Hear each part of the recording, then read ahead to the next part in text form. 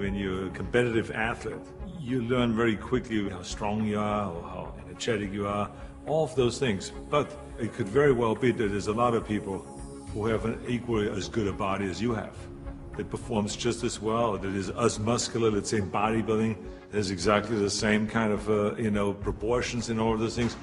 So the question really is what puts you over the top? It is the mind that really creates the body. It's the mind that makes you really work out the 4 or 5 hours a day. It is the mind that visualizes of what the body ought to look like as the finished product.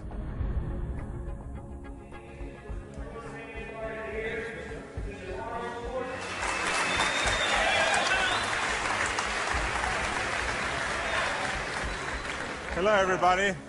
For the last 2 years, I've been doing exhibitions like this all over California in various institutions, in prisons, in hospitals and so on. And I've been having a great time, and it's a very satisfying thing for me to do, to spend one day every month to come to one of those places and to help the guys with their training and so on. When I used to do seminars on how to become a champion, I would always ask people, why do you want to be a champion? Or what do you want to accomplish? Why are you training? And they will, if a guy will get up and he will say, well, I want to train because I think that if I get muscular and, I feel like I'm getting the kind of definition, then I maybe can enter a bodybuilding competition. I said, sit down. I said, if you think this way, you're going to be a loser. You're never going to make it because there's no maybe. You got to get up and say, I want to be a champion. And I do whatever it takes, the amount of hours it takes, the posing, the this, the that, the visualization, looking at training footage, looking at motivational books, reading this, reading, whatever it takes, I would do. That's the answer I want to hear from you. You can detect right away those that are going to be shaky and that will fall behind and they will not go all the way, and those that are very hungry. And that hunger you have to develop because you have to create a goal for yourself, whatever that may be, a short-term goal and a long-term goal, and you got to go after that. And if you do not see it, and if you do not believe it, who else will? The body is very important, but the mind is more important than the body. We have to visualize what that body ought to look like in order to make it win, because that's what creates then the will that you need to go to the gym every day. The will that makes you go into the 4 reps, the will that makes you go beyond when you do your 500-pound reps in the squats and you can't do another rep and your body is shaking. It's the will that makes you go one more time down and struggle up one more time. And so it's all of this, so the mental aspect that motivates you and that makes the difference between you being in the gym full of joy and looking forward to doing that extra rep and looking forward to doing those extra 100 reps in the sit-ups and working past the pain barriers. That all is the mind. That's not the body. So this is why I think the body is very important, but the mind is more important than the body. So you got to go to the gym and feel like every rep that you do is getting you one step closer to that goal, to make that vision that you have turn into reality. And that's why when you look at pumping iron, for instance, you can see that we always had great joy in the gymnasium. And people always were saying, why would you laugh and have a good time? You're working at 5 hours. Well, we did because I knew that every workout, every 5 hours, would get me closer to becoming the Mr. Olympia or the Mr. Universe or the Mr. World and all those things. And I think that if you think that along the way you're not going to fail, then you're blind. Because there's no one that I've ever met, no matter how successful they are, that haven't said that they had their failures along the way. You have to. I mean, the only way that you really know that you can lift 500 pounds is if you're willing to fail. So if you're afraid of failure, then you will never grow. The people that grow the furthest are the people that really don't care.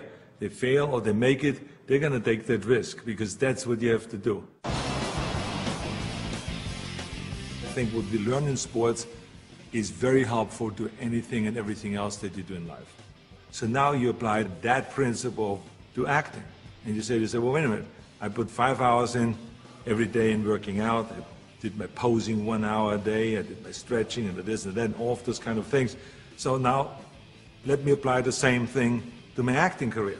Let's go to acting class every day. Let's go and work on the accent, the same amount of time, with the same will, and let's visualize what am I shooting for? Okay, I want to be another Clint Eastwood. I want to be another John Wayne. I want to be another Kirk Douglas, all those great heroes that I admired as a kid. So that's what I'm going after. And that same principle works, even though there's so many people around that say, no, you will never make it because you have an accent, your body is too big, and your name Schnitzel or whatever, who can pronounce that?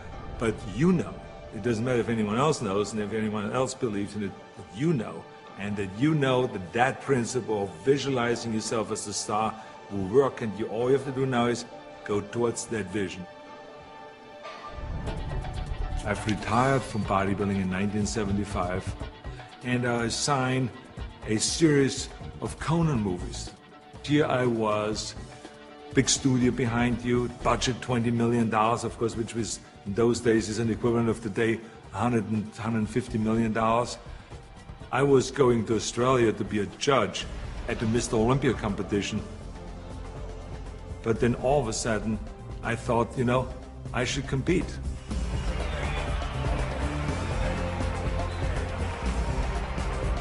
I think the competitors felt very disappointed. So they felt kind of, why would I do that? Why would I take that trophy away from them when I have everything else on the plate? And so I think there was disappointment there. And, I just felt, well, that's something that I need to do. I felt very strongly about it, and so I competed. So now you apply that principle in my political career. This historic election has come about because there's a tremendous disconnect between the people of California and the leaders of California. I'm running for governor to lead a movement for change. I want to be the people's governor.